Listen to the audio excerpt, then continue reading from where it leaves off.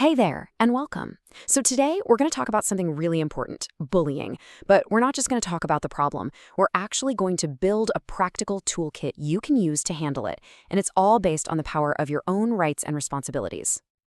So let me just ask you this. What if you had a clear plan, a set of tools you could use not just to protect yourself, but to actually help build a stronger, more respectful community for everybody? Well, that's exactly what we're going to build together in this explainer. All right, so here's our game plan. First, we'll nail down what bullying really is. Then, we'll get into a practical action plan.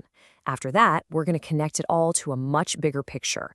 Your basic rights, the responsibilities that go with them, and finally, how it all comes together to build the kind of community we all want to be a part of.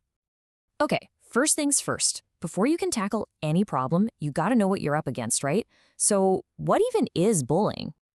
At its very core, bullying is when someone or a group of people deliberately tries to threaten, hurt, frighten, or upset you. And that word deliberately is huge. This isn't some accident. It's on purpose. And of course, the impact is real. It can make you feel hurt, scared, and totally alone. And bullying isn't just one size fits all. It can show up in a few different ways. There's the physical stuff, hitting or pushing.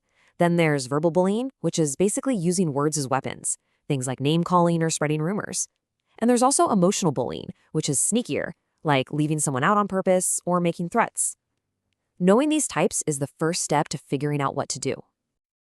Okay, so we know what it is. Now for the most important part. What do you do about it? Let's get into your action plan. So here are 5 really powerful things you can do to take back control. First, speak with confidence. A calm, clear, "Stop, I don't like that," can be surprisingly effective. Second, stick with your friends. There's absolutely safety in numbers. Third, just walk away. Seriously, removing yourself from the situation is a huge power move. Fourth, and this one is so important, tell a trusted adult. And sometimes you can just ignore them. A lot of the time, a bully is just looking for a reaction, and if you don't give them one, they lose their power. But hold on a second. We've got all these strategies, but let's back up. Why is it so incredibly important that you feel safe and respected in the first place? The answer is actually pretty simple. It's not just about being nice. It's because you have fundamental rights. And this right here is the heart of what we're talking about today. We're not just talking about school rules anymore. We're talking about rights that are protected by law, rights that are the foundation of a fair world for everyone. So what even is a right when we talk about it like this? Well, a right is simply something the law, like a country's constitution, says people are allowed to have or do. And these are protected for all children to make sure you have the chance to grow up safe and healthy. But here's where things get really interesting. See, rights don't just exist on their own. For every single right you have, there's a responsibility that goes with it. You can think of them like 2 sides of the exact same coin. Okay, let's break this down so it's super clear. A right is what you are allowed to have or do. A responsibility, on the other hand, is a duty. It's something you're expected to do. Getting this balance is the absolute key to making a respectful community work. Let's look at some examples on a personal level. It's like an if this, then that kind of deal. So if you have the right to a name and a nationality, then you have the responsibility to be proud of who you are.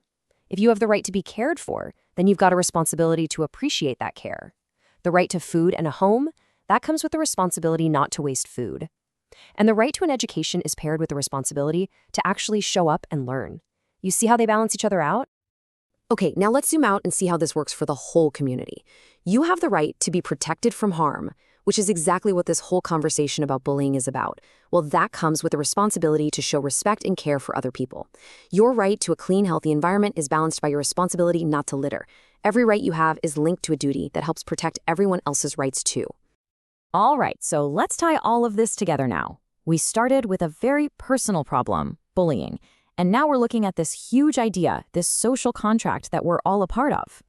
So here's the big takeaway, right? Your responsibilities, they're your duties. They're not a drag. They're actually how you make sure your rights work in the real world in a way that respects everyone. It's how we build a world on mutual respect. And that really leaves us with this one powerful idea to think about. Respecting the rights of others is the first step to ensuring your own rights are respected. It's a loop.